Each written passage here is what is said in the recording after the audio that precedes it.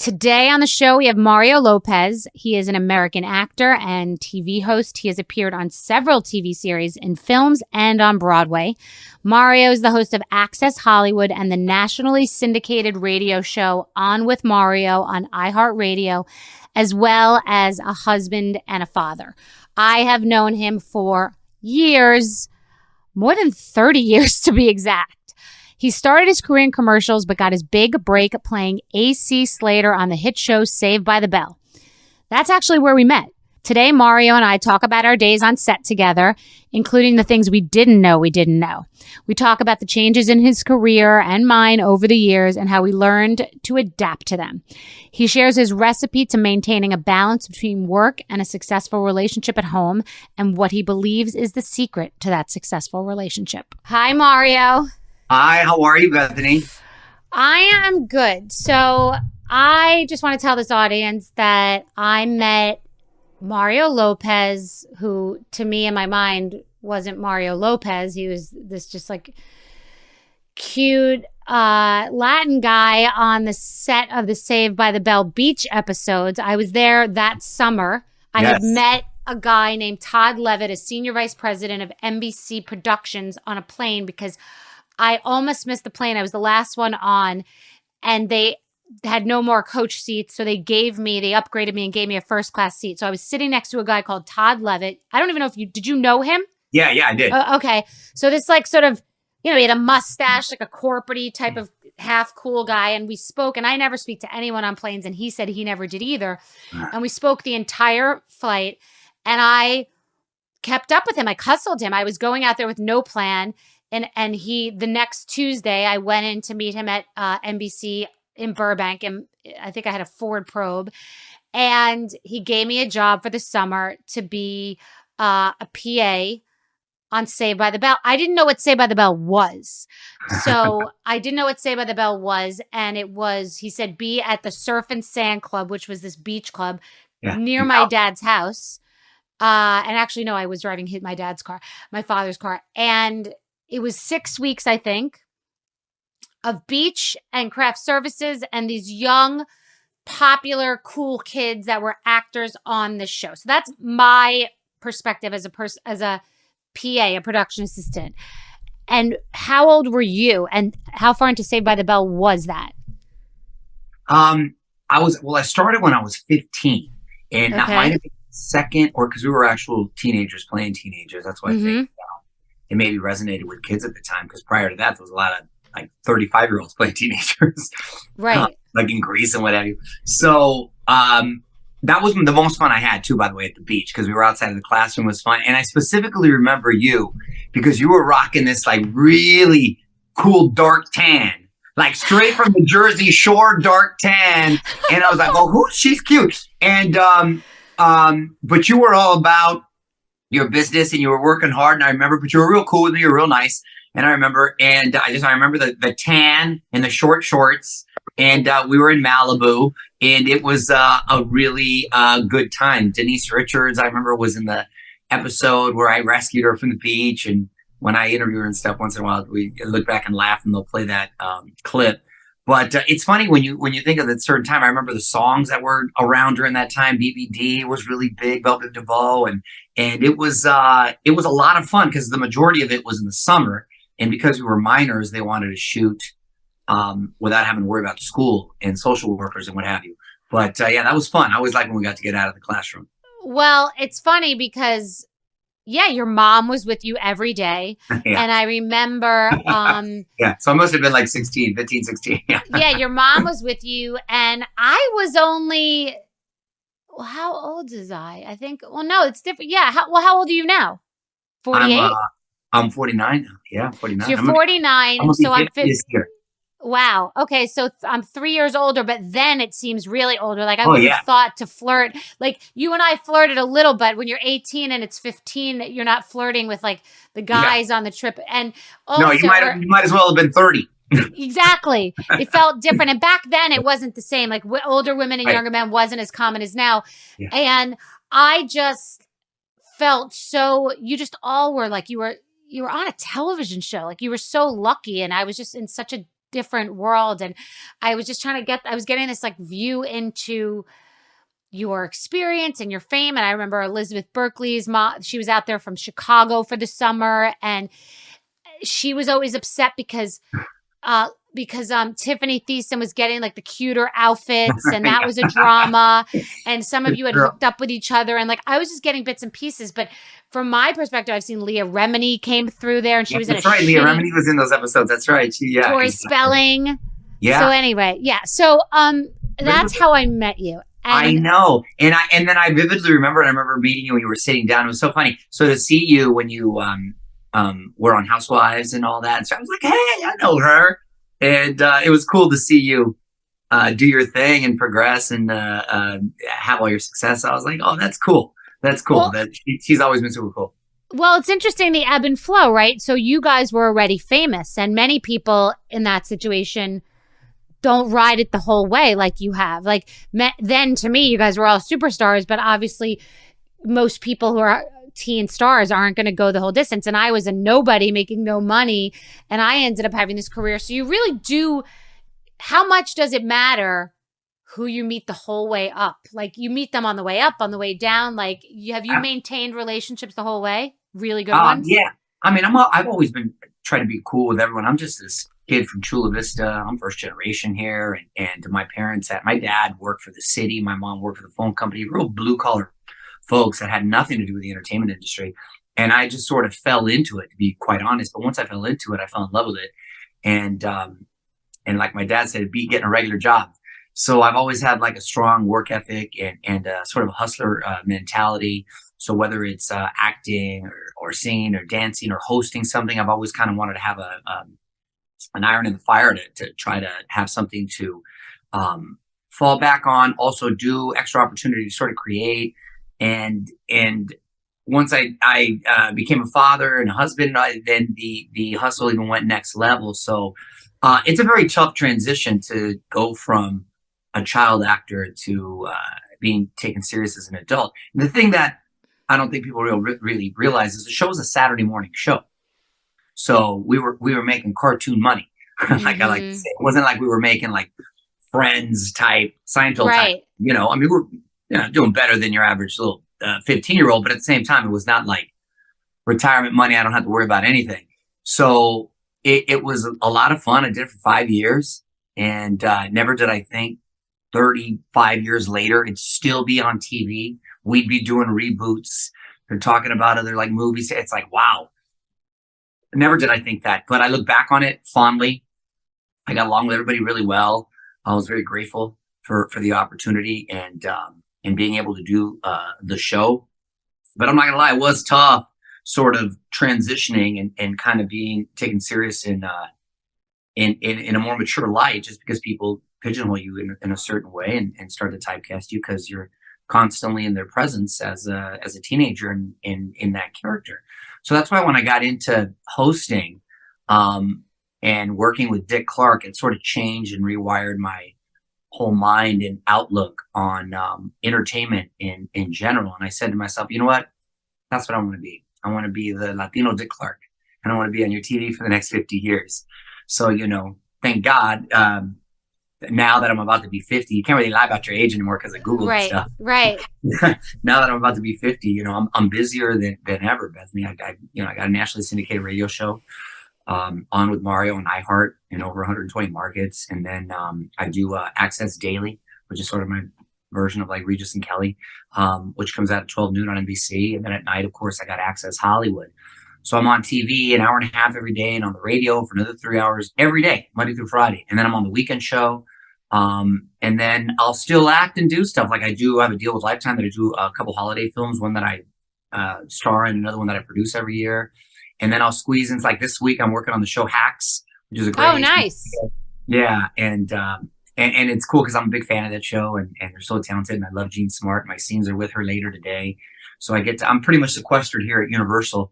So I get to kind of do all that fun stuff. And all the while, I'm a dad to 3 kids and I coach my son's wrestling team and help with jujitsu. I'm there with my daughter in gymnastics and dance. And, with my little guy just turned 3. So, dealing with all that. So it's it's 100 miles and running and chaotic, but I wouldn't want it any other way. My fiance is into jujitsu. People get really into it. He's watching all the Oh, videos nice. and he likes it a lot. Yeah. Oh, nice. What belt Yeah. is he? I gotta ask him. I don't know. And a guy, I just hired a security guy here who is like, has the full cauliflower ear. Yeah. And he was like a Marine sniper, like Yeah. full. Don't mess with anyone with cauliflower ears. I know. That's what I heard. Yeah, exactly. He's one of those crazy guys, gun carry, he's a cop. But I noticed that a couple of things. One, you seem to really adhere to structure and reliability, and you've got the trains running on time. You're doing multiple shows, but you're doing the jujitsu and you're doing the coaching and you're keeping it all together. And it sounds like that sort of structure and reliability is something that really holds it all together. It's like the glue that is binding all of it because it's a grid. Yeah, it really is. And then, I squeeze in a lot, but got a great assistant that helps me. But honestly, the quarterback of the team is my wife. She's awesome and very understanding. And she knows that it's a fluid schedule. And she's so supportive and great. And obviously with the kids and handling their activities because they're getting really busy and doing their own thing. Like my daughter just did a movie and she didn't even want to be in. She just kind of fell into it. But my wife I met on Broadway, and she's wildly talented, sings, dances, acts, all that. So the kids were bound to come out with. Interesting. Oh, yeah, between the two of you. Yeah, so my daughter's done that. My son's done some stuff, and he's and again, they don't have age. It's just certain situations sort of presented themselves. But aside from that, they all sing, dance, play the piano, gymnastics, wrestle, do jujitsu. Except for my 3-year-old, he needs to start stepping it up. He's just kind of hanging out being a 3-year-old outside of him. Have you been approached about a family show? Yeah, I have actually, and I don't really have time. Number one, but other than that, I don't want. Anytime I see kind of the people go there either as a couple or as a family, it doesn't seem to bode well. So I'm I don't want to throw a monkey wrench in it. Everything. Yeah, you don't need to open Pandora's box. I agree. I was just curious, and yeah. From my perspective, watching I love the point that you made about what you were making per episode, because people just think when someone has fame that they automatically have money. And I've seen those numbers and they're not, that dramatic. You certainly weren't going to live off of Saved by the Bell money, but it certainly was iconic. I also relate to you being pigeonholed into that because obviously I was on a show that has a specific reputation. So to bust out of that says a lot about you. And it doesn't really matter you had a trajectory. You saw something. You may not have been right, but you had a plan. It sounds like you were oh, that hosting trajectory. And not that many people have that exact plan the way you were doing it. You saw the board and were I'm going to bob and weave and left and right, and I'm going to figure it out and go on that road. And you've stuck pretty close to it. You've shifted and more has been added, but it sounds like you secreted it. You were you envisioned it and kind of have made it happen. And I don't know, because I wasn't watching your career, I don't know what happened between Saved by the Bell and Dancing with the Stars. But from my perspective, and that was early on in Dancing with the Stars when it was very new. Yeah. That blew you up. That really gave you something that you hadn't had, or is that not true? You could have gone either way, and that really took you to another level. It didn't. It's funny because prior to that, the game changer for me in my mind is when I got to work with Dick Clark. I kind of did the male version of The View. It was only on for a couple seasons, but it was called The Other Half, and it was Dick Clark, Danny Bonaducci, Dr. Jan Evans. He was the plastic surgeon, the one that had Kanye West's mom and. When all that trauma happened. Wow. And then myself, I was the single guy in my 20s, right? But I realized I love hosting because I'm a natural host. I think the thing about hosting, because it's a whole nother skill set, if you will, as far as to acting, it's either in you or you're not. I like people. I like to talk. I like to entertain. I like hosting parties at my house, whether it's game night or barbecues or just fight nights at my house. I just want to make sure everyone has a good time. And essentially, I think that's what you try to do, whether you're on the radio or whether you're on TV. And I love the world of entertainment. I get excited to talk to people on TV or in the latest films or music because I love that world. And so I think But you have to be able to play by the rules too, which you're good at. You're good at structure and that dynamic, which I'm not. I mean, I scare people. You don't really scare people. You get right up to the line and you'll like tiptoe over, but you don't really cross it. You could easily be in a corporate job and play by the rules. Yeah, I mean, yeah, you're right. You are effectively, by the way, with the people you work for. You're effectively have to work in a structure like that. Yeah. No, I mean, I am a corporate guy. I'm an NBC Universal, corporate guy over here. And I mean, that's not really my personality. I'm not like a guy that's trying to be salacious or get the soundbite. I end up just trying to ask questions that I want to know, that I think people maybe want to know, just have a conversation, not necessarily an interview.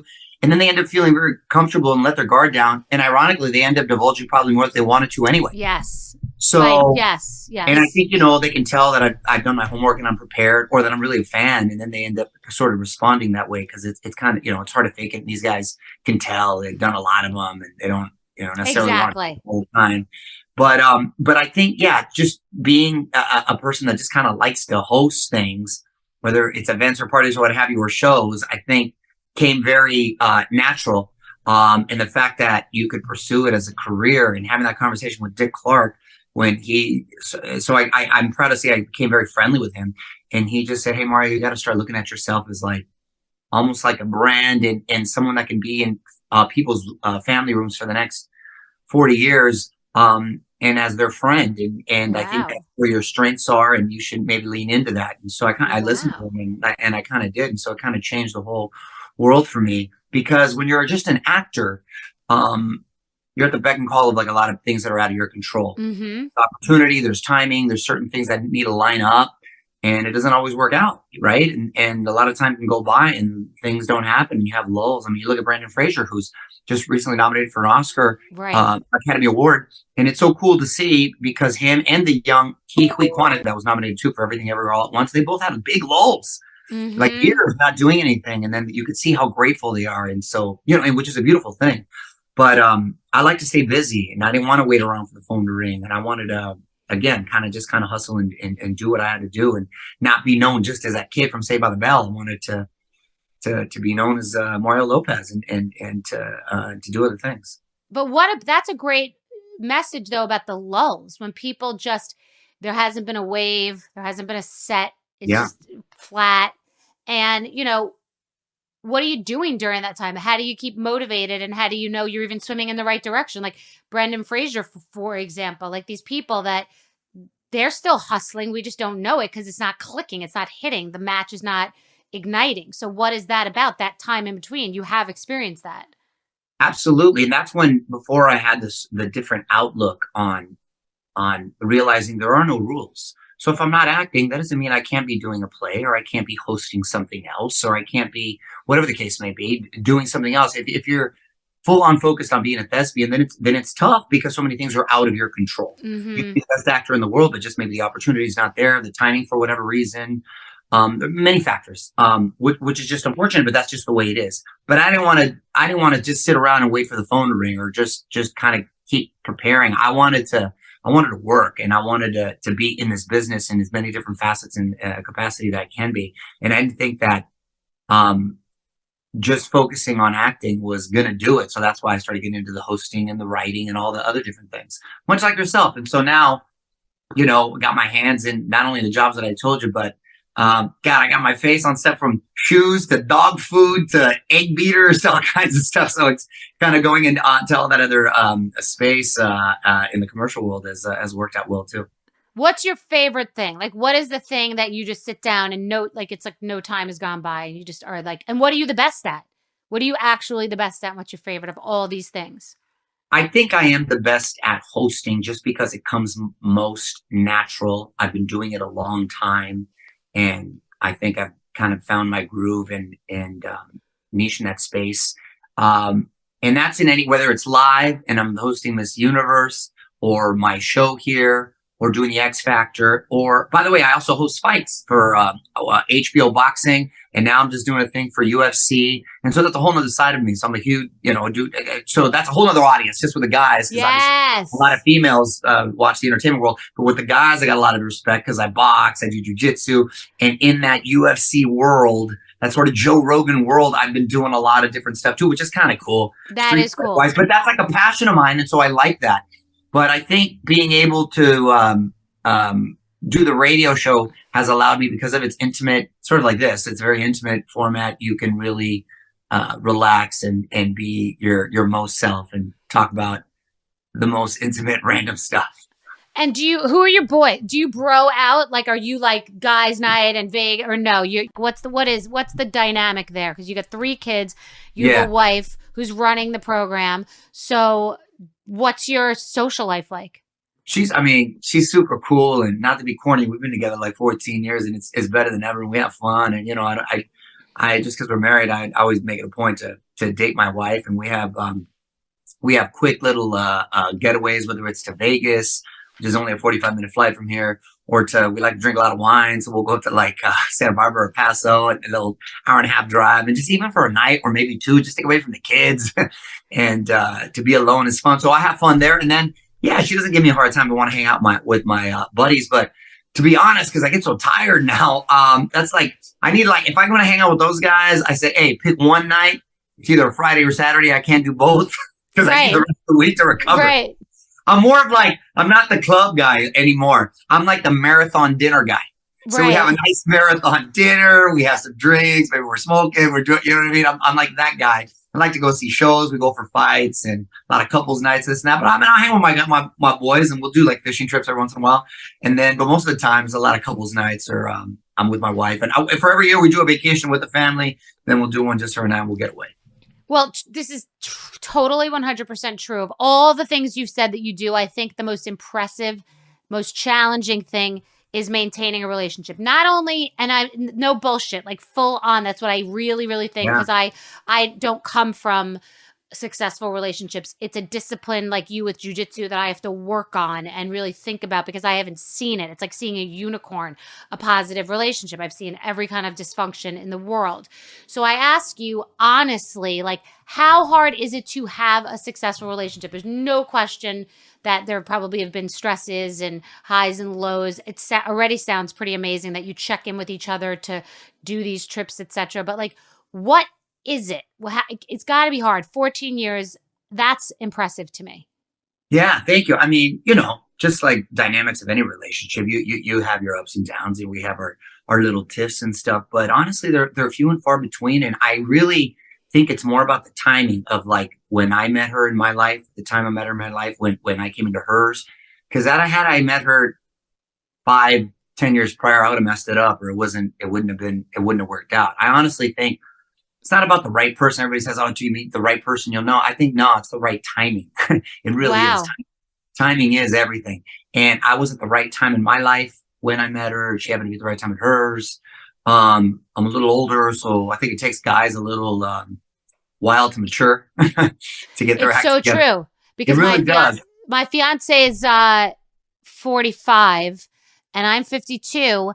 And he lives in Boston and I live in Connecticut. And that sounds crazy. And when we first got together, we wanted to like glue all the pieces together with the calendar in theory. Like, oh my God, we're going to do this and it's going to be perfect. And then reality happened with his life and my career and and families.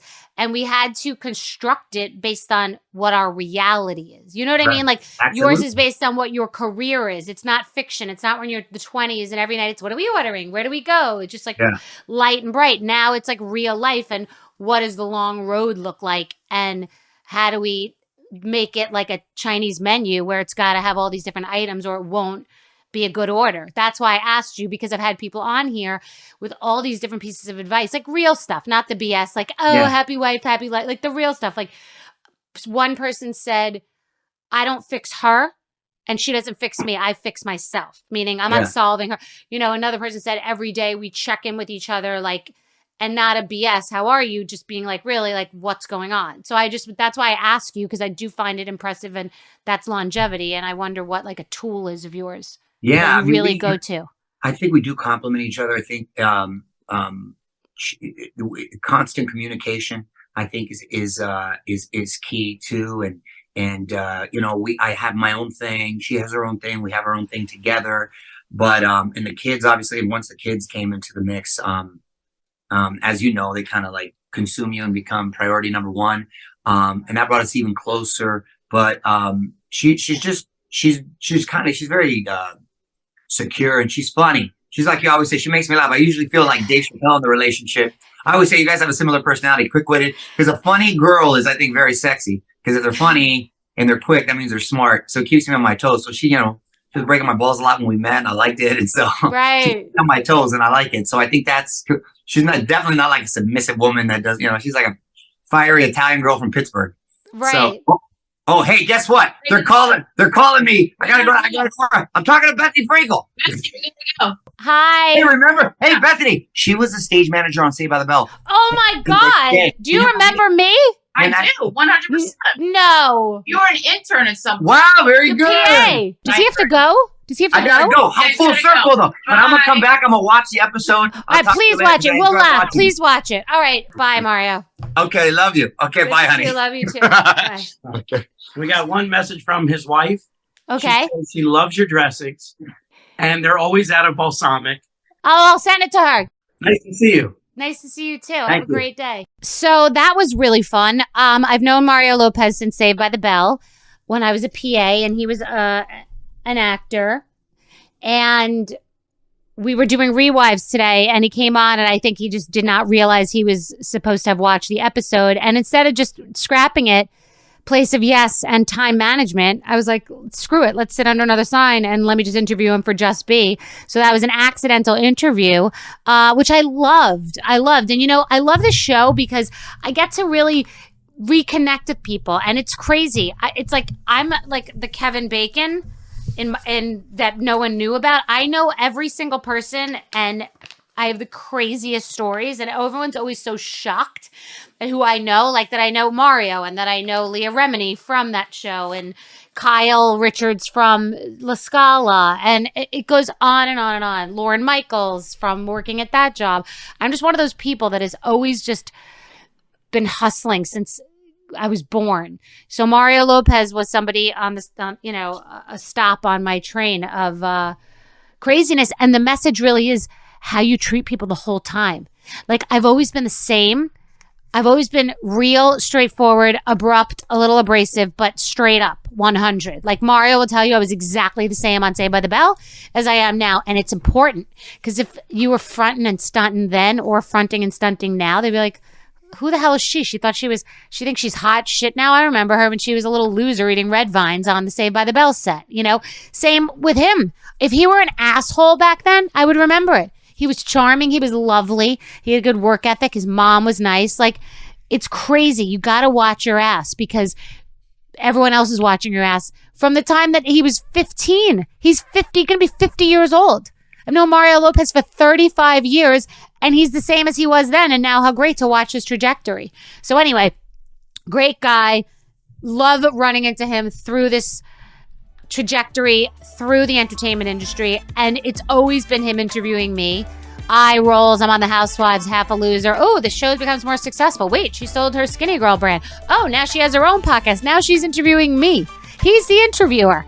It's hysterical. So I love it. I'm so happy. And he's a great guy. So hope you love it. Hope you listen. I guess that's a rant within a Just Be episode. Have a good day.